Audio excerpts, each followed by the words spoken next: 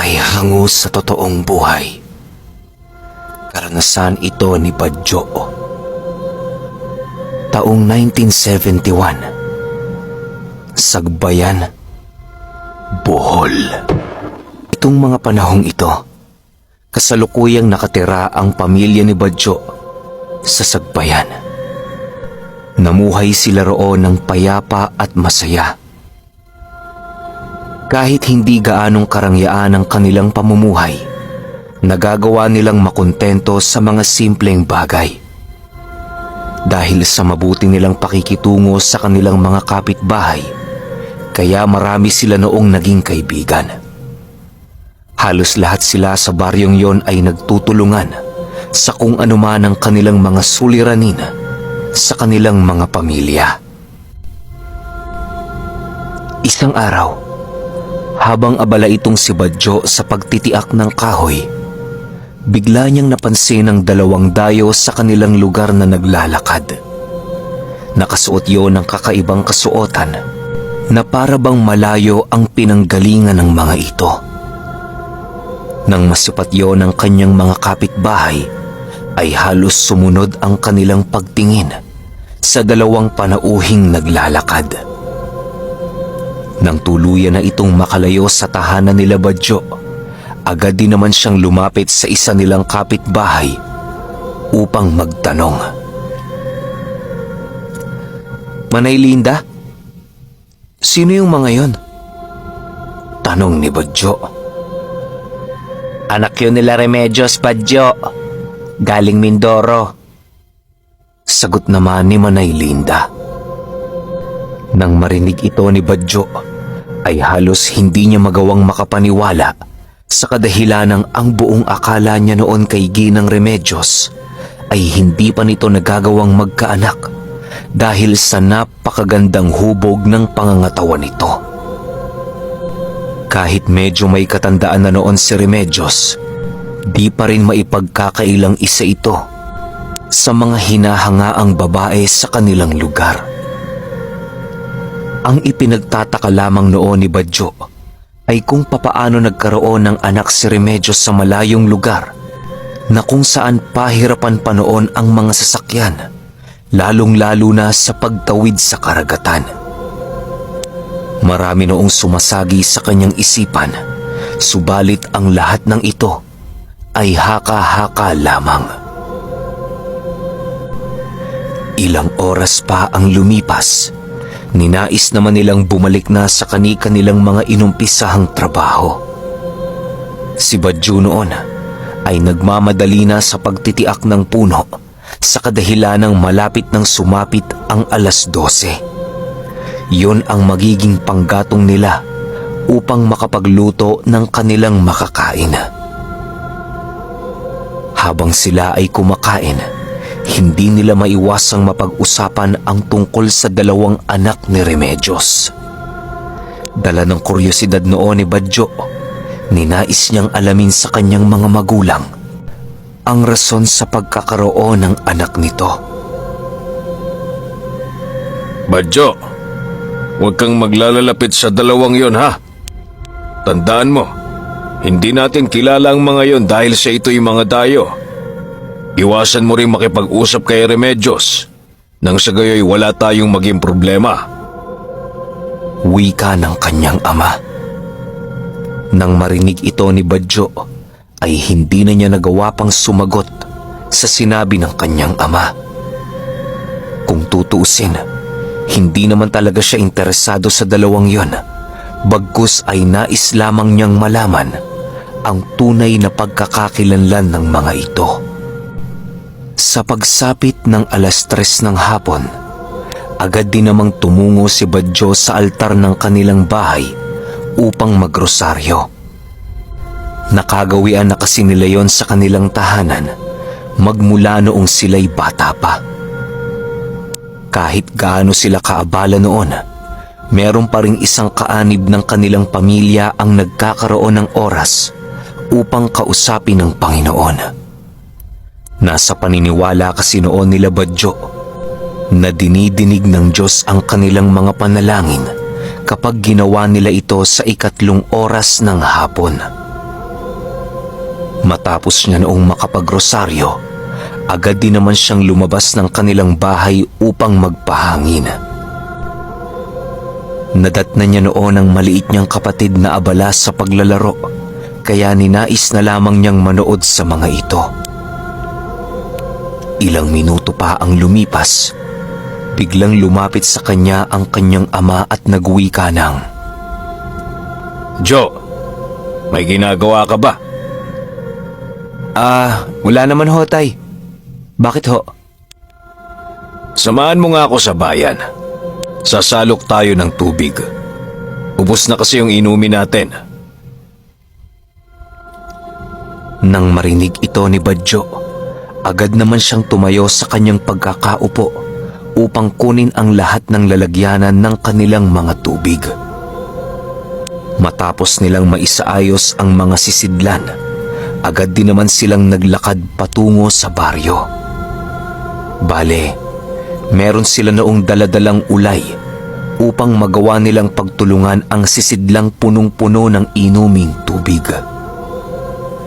Sa mga hindi nakakaalam, ang ulay o ulay ay isang tinabas na kawayan na kung saan nagsisilbing instrumento ito upang maging madali sa dalawang tao na buhatin ang kanilang mga kagamitan. Karaniwan itong ginagamit ng mga mangingisda sa paglalako nila ng kanilang mga huli.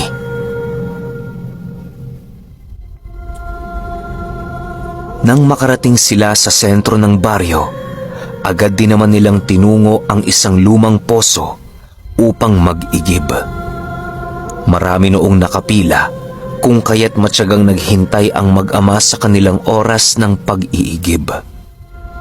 Hindi naman noon naburyong si Badjo sa paghihintay dahil sa naroon ang iilan nilang kapitbahay. Ilang oras pa ang lumipas, hindi pa rin nagagawang makasalok noon nila Badjo sa kadahilan ng napakahaba pa ng pila sa poso. Sinasabayan din yon ng pagkonti ng nakaimbak na tubig sa balon, kaya kinakailangan nilang maghintay sa muling pagbukal nito.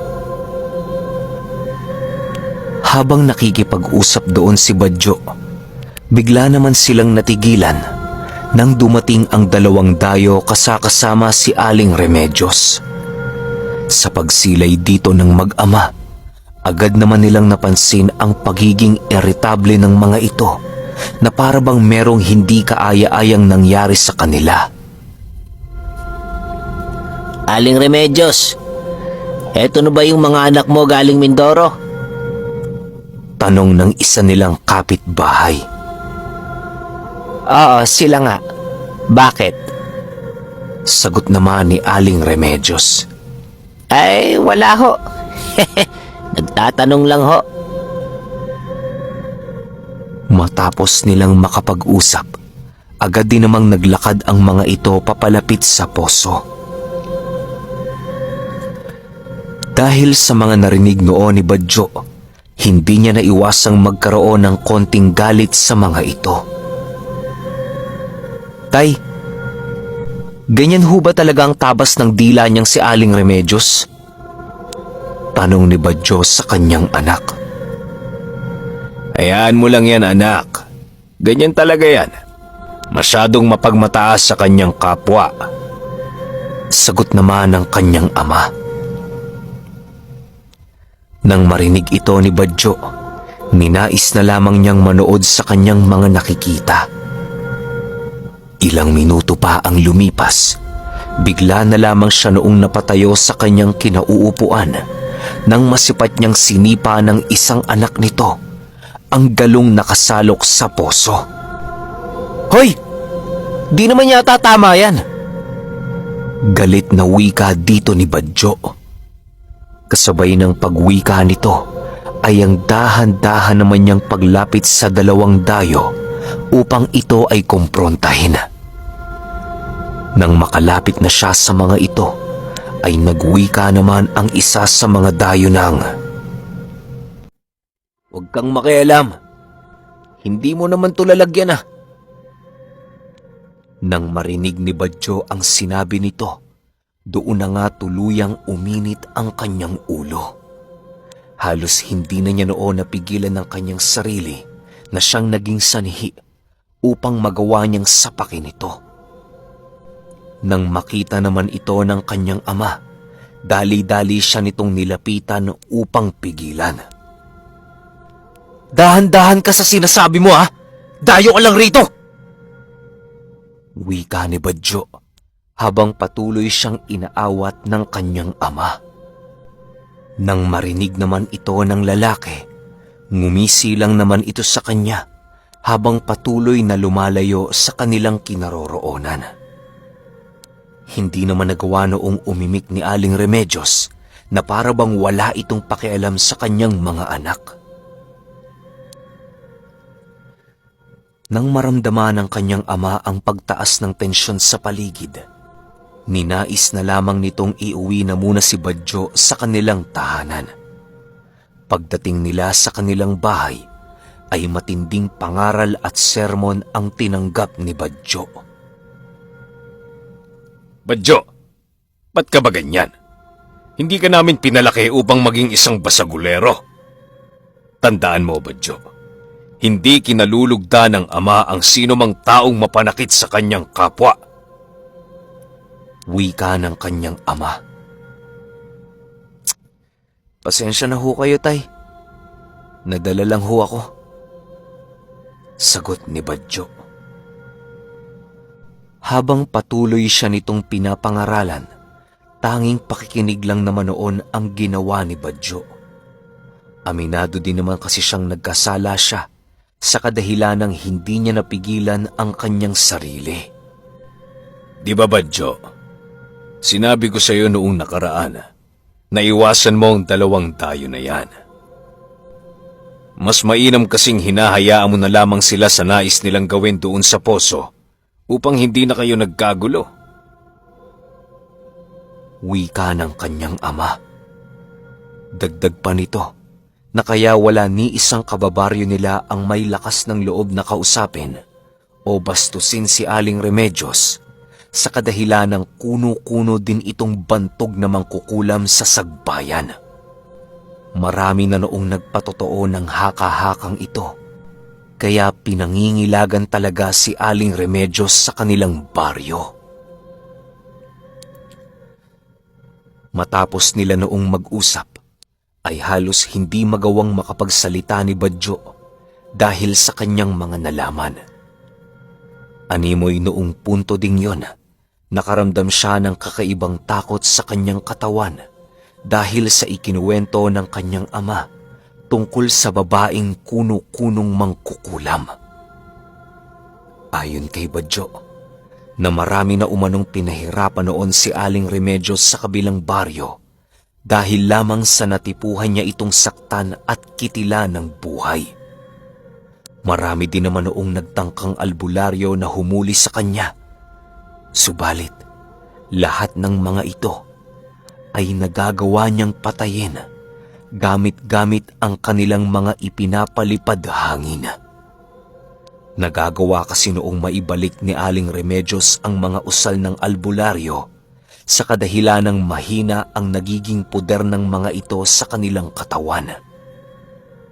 Alam niyo naman, di ba, na kapag mahina ang puder ng isang nilalang na gumagamit ng lihim na karunungan, ay maaaring bumalik sa kanya ang kanyang mga binitawang usal na siyang magiging sanhi ng kapangi-pangilabot na karamdaman. Maaari rin itong gamitin sa kanya upang siya ay parusahan sa pamamagitan ng pagpapalakas ng sakit na unang dumapo sa kanyang katawan.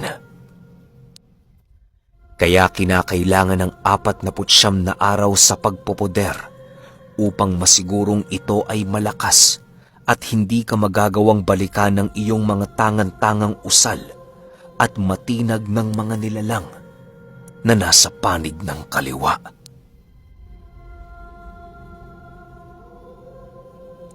Dahil sa mga sinabi noon ng kanyang ama, kung kaya't halos baluti na ng buong takot si Badyo sa kanyang buong katawan. Ilang minuto pa ang lumipas na pagpasyahan na niyang matulog upang ipagpabukas na lamang ang suliranin na kanyang kinakaharap. Kinaumagahan, napagpasyahan na noon ni Badyo na humingi ng tawad kay Aling Remedios at sa dalawa nitong anak. Kahit alam niyang hindi siya ang may sala noon, ninais na lamang niyang magpakumbaba alang-alang sa kanyang mga magulang. Sa pagdating niya sa bahay nila Aling Remedios, nadatnan niya ang mga itong nakaupo sa hagdan ng kanilang bahay habang humihigop ng kanilang kape. Nang masipat ng mga ito ang paglapit ni Badyo, agad din naman silang nagsitayuan at dahan-dahang pumasok sa kanilang tahanan. "Sandali lang ho!" sigaw ni Badyo sa mga ito. Subalit nang marinig ito ng dalawang dayo, ay patuloy pa rin itong pumasok sa kanilang tahanan. Ilang saglit pa, biglang lumabas si Aling Remedios na nakakunot ang pagmumuka. "Sasaktan mo na naman ang anak ko? Huwag mo nang subukan, iho, dahil baka hindi ako makapagtimpi sa'yo." Gigil na wika ni Aling Remedios. Nang marinig ito ni Badyo, ay ninais niyang wag na munang umimik habang ito ay pinagmamasdan. Nang makahanap na siya ng pagkakataon upang sumagot, doon naman siya nagwika ng, "Hindi ho, Aling Remedios. Nandirito ho ako para humingi ng tawad sa kanila. Pasensya na kayo sa inasal ko kahapon dahil nadala lang ako ng galit ko." "Huwag ka ng mga tuwiran, iho. Huli na ang lahat para sa'yo. Umuwi ka na dahil wala ka ritong mapapala." Sagot naman ni Aling Remedios. Kasabay ng pagwika nito ay ang agad naman niyang pagtalikod sa kinaroroonan ni Badyo. Matapos nitong makapasok sa kanilang bahay, ninais na din naman ni Badyong umuwi nang sa gayoy maipagsabi niya sa kanyang ama kung ano ang mga nangyari. Sa paglipas ng araw, tuluyan ang kinalimutan ni Badyo ang naging alitan nila ng dayo. Subalit lingid sa kanyang kaalaman na inuunti-unti na pala siya nitong pinapadapuan ng ulam. Hindi niya man ito napapansin, ngunit nararamdaman niya ito ng bahagya. Paminsan-minsan kasi, nakakaramdam noon si Badyo ng kakaibang pakiramdam na para bang kinukurot ang kanyang kaluluwa. Sa sobrang pangit ng pakiramdam na yon, ay napapapikit na lamang siya kapag ito ay nararamdaman niya. May mga punto ding nakakaramdam siya ng mga mabilisang kuryente sa kanyang puso na para bang nagbabadya itong tumigil sa pagtibok. Dahil sa kakaibang nararamdaman noon ni Badyo, napagpasyahan ng kanyang mga magulang na isugod na siya sa albularyo. Labis na kasi nitong naaapektuhan ang kanyang trabaho at ang kanyang mga kapatid. Nang marating nila ang tahanan ng albularyo, agad din namang inilahad sa kanila na kinukulam nga itong si Badyo. Hindi na niya kailangan pang sabihin ng salarin sa kadahilanang alam naman nila kung sino. Badyo, kaya mo pa bang muling kausapin si Aling Remedios? Sabihin mo na bibigyan ko siya ng palugit hanggang sa susunod na araw upang bawiin ang sakit niyang ipinadapo sa iyo. Dahil kung hindi niya alam, meron siyang kalalagyan sa akin. Wika ng albularyo. Nang marinig ito ni Badyo, agad din naman silang nagpaalam sa albularyo upang tunguhin ang tahanan nila Aling Remedios. Sa pagdating nila rito, nadatna nila ang tatlong nagbibilad ng mga tuyo na punong-puno ng uod. Aling Remedios, meron hong pake si Badyo. Huwag mo kaming ipagsawalang bahala dahil para na rin to sa inyong kaligtasan. Wika ng ama ni Badyo. Kaligtasan? Baka nakakalimutan mo, Andres. Wala pang albularyong nabubuhay kapag ako ay kinakalaban. Sabihin mo dyan sa albularyong inyong sinasandalan na hindi ako natatakot sa kahit anong parusang kanyang ibabato. Wika naman ni Aling Remedios. Kasabay ng pagwika nito ay ang pagsitayuan ng kanyang dalawang anak habang dahan-dahang tumititig sa kanila ng masama. Bumubuka-buka din ang mga labi nito na para bang meron itong inuusal na mga kataga patungo sa mag-ama. Nang marinig ng ama ni Badjo ang sinabi nito, ay agad naman itong kinuha ang kanyang nakasukbit na punyal at dahan-dahang lumapit kay Aling Remedios. Kung hindi ka kayang patayin ng albularyo, Remedios, ako ang papatay sa iyo kapag hindi mo tinigil yung kahibangan mo. Wika ng ama ni Badjo habang nanginginig ang kamay nito na nakahawak sa punyal. Huwag mo akong patawanin, Andres. Umuwi na kayo dahil nasusuka ko sa mga pagmumukha ninyo. Sagot naman ni Aling Remedios. Matapos ang kanilang pag-uusap, wala nang nagawa ang mag-ama kung hindi ang umuwi sa kanilang tahanan. Kahit gano'n na kasi ang sinabi ng ama ni Badjo, hindi pa rin niya ito kayang gawin sa kadahilan ng solido ang kanilang pananalig sa amang may likha. Sa pag-uwi nila sa kanilang tahanan, wala namang nagawa noon si Badjo kung hindi ang muling manalangin sa 3 oras ng hapon. Yun na lamang ang kanyang pinanghahawakang lakas maliban sa tulong na ibinibigay sa kanya ng albularyo. Nasa isipan kasi noon ni Badjo na wala nang hihigit pang tulong sa tulong na ibibigay ng Panginoon. Sa pagsapit ng gabi noong mismong araw, inutusan itong si Badjo na bumili ng rekado sa tindahang di kalayuan sa kanilang tahanan. Wala namang mauutusang iba noon dahil lahat ng kanyang mga kapatid ay abala rin sa mga gawain. Dahil sa medyo madilim na noon sa paligid, ninais ni Badjo na bilisan na ang kanyang paglalakad. Pero hindi pa man siya nakakarating sa tindahan, bigla na lamang siyang napatigil nang makasilay siya ng isang nilalang na merong itim na kasuotan. Halos hindi niya magawang masilayan ang buong kaanyuan nito dahil sa talukbong na naroon sa kanilang mga ulo. Dala ng takot noon ni Badjo ay napagpasyahan niyang huwag na munang gumalaw upang makiramdam sa buong paligid. Ilang minuto pa ang lumipas, bigla namang lumapit sa kanya ang nilalang na yon habang nagwiwika ng, Nais mo bang maisalba ang iyong buhay sa bingit ng kamatayan, Badjo? Kaya kitang tulungan sa simpleng kapalit lamang.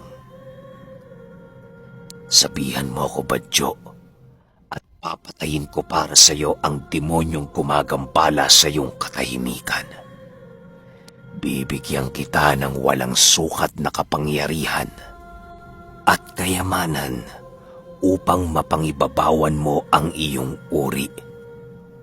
Paglingkuran mo ako at talikuran mo ang iyong kinikilalang Diyos. Wika ng nilalang. Nang marinig ito ni Badjo, ay bigla naman siyang binalot ng takot sa kanyang buong katawan. Alam niyang hindi ordinaryo ang nilalang na yon dahil sa kakaiba nitong inaasal. Ilang minuto pa ang lumipas, doon na pagtanto ni Badjo na maaaring ang demonyo mismo ang kaharap niya noong mga sandaling yon. Habang patuloy siya nitong pinaiikutan at hinahawakan sa balikat, panay naman ang ginagawa niyang pananalangin sa kanyang isipan. Nang magkaroon siya ng lakas upang makapagsalita, ay nagwika siya ng, "Lumayas ka, Diablo! Tanging Panginoon ko lamang ang aking sasambahin at ang paglilingkod ko ay sa Kanya lamang." Matapos itong sabihin ni Badyo, sa hindi maipaliwanag na dahilan, ay biglang naglaho ang nilalang na yon. Animoy naglaho na lamang ito na parang bula nang marinig niya ang sinabi ni Badyo. Matapos ang mga pangyayari, wala namang nagawa si Badyo kung hindi ang mapaupo sa lupa dahil sa labis na pagkatakot. Ilang minuto pa ang lumipas, dali-dali naman siyang tumungo sa tindahan upang bilhin ang mga inuutos sa kanya. Kinaumagahan, doon na nag-umpisa ang kakaibang karamdaman ni Badyo sa kanyang buong katawan. Animoy may mga gumagapang noon sa loob ng kanyang katawan na halos hindi niya magawang maintindihan. Dahil sa kakaibang karamdaman ni Badyo, ay pinili na lamang niyang ituon ang kanyang lakas sa pananalangin. Kahit tinutulungan siya noon ng albularyo, ay hindi niya kinakaligtaan ang kanyang pakikipag-usap sa Panginoon. Habang patuloy siya noong ginagamot ng albularyo, napansin itong hindi gaanong tumatalab ang kulam sa kanya na siyang labis nilang ikinagulat. Alam ng albularyo na pinapatay ni Aling Remedios ang lahat ng kanyang kinukulam sa pamamagitan ng pagbibigay dito ng matinding karamdaman. Subalit ang nangyari noon kay Badyo ay parang isang simpleng lagnat lamang. Dahil sa kakaibang kaganapan, ninais na lamang ng albularyong umalalay kay Badyo sa bawat araw na dumaraan. Di na rin muna niya ito nilalapatan ng lunas sa kadahilanang mas malakas pa ito sa isang kalabaw. Lumipas pa ang ilang linggo at tuluyan na ngang nawala ang kanyang iniindang karamdaman. Animoy naglaho na lamang ito na parang bula nang sa hindi maipaliwanag na dahilan. Matapos niyang gumaling, muli siyang bumalik sa albularyo upang magpatingin sa kahuli-hulihang pagkakataon. Ayon sa albularyo, nawala na umano siyang iniindang karamdaman na merong koneksyon sa kulam. Maaaring ang pagkakaroon ng pananampalataya at paniniwala noon ni Badyo sa Ama ang naging harang sa mga palipadhanging ginagawa ni Aling Remedios. Nang matapos itong sabihin ng albularyo, ay agad din naman silang tumungo sa pamamahay ni Aling Remedios. Nais nila itong kausapin, subalit pagdating nila sa lugar na yon, nadatnan nilang wala ng tao sa pamamahay nito.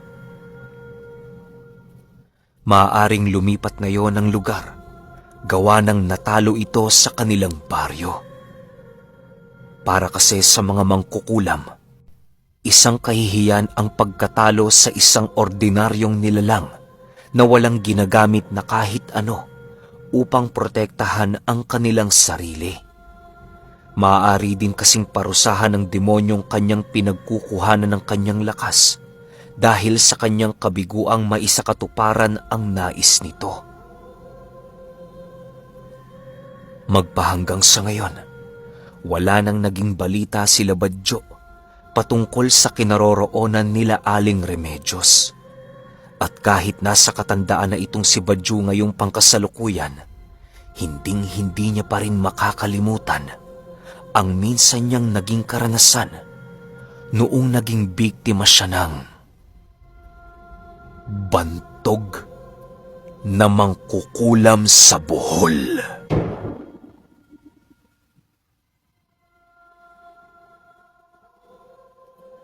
Okay, opinion ko sa kwento.